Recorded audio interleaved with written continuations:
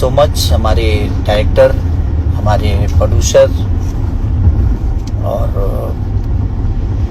हमारे को एक्टर जितने भी हैं, सबने बहुत मेहनत की है और आप सबका प्यार मिल रहा है तो बहुत अच्छा लग रहा है। मैं कोशिश में हूँ कि मैं आऊँ बिहार, अब एक बार डायरेक्टर प्रोड्यूसर जी लोग से कोऑर्डिनेट कर लेता हूँ और हमारी कोशिश रहेगी कि मैं भी जहाँ जहाँ लगी तहाँ एक दौरा करूँ, क्योंकि हम काम करने के बाद अब थोड़ी सी जो दुविधा होती है कि भाई हमारे डायरेक्टर प्रोड्यूसर थोड़ा सा एक्टिव होंगे अभी। आखिर खेसारी लाल यादव जी को भी प्रमोशन करना ही पड़ा डंस फिल्म का।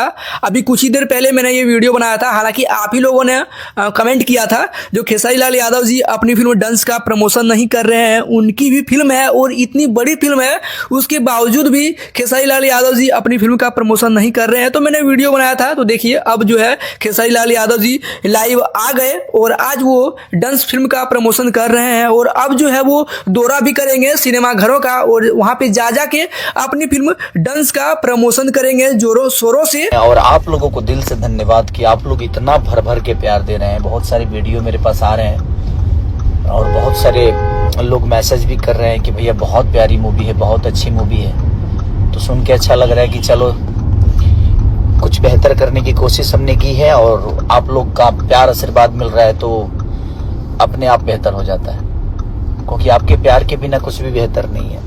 हम चाहे जो भी कर लें, बट आपका प्यार मिलता है तो हमें खुशी मिलती है कि चलो हम लोगों ने कुछ बेहतर चीजें की। तो अब जब खेसारी लाल यादव जी लाइव आ गए, प्रयास कर रहे हैं, इसके बाद तुरंत आपको रिश्ते एक मूवी जो मेरी रिलीज होने वाली है, वो भी बहुत प्यारी मूवी बनी है और वो फुल फैमिली फिल्म है। ये फिल्म जो है एक कमर्शियल है, लेकिन वो फिल्म एकदम पारिवारिक है।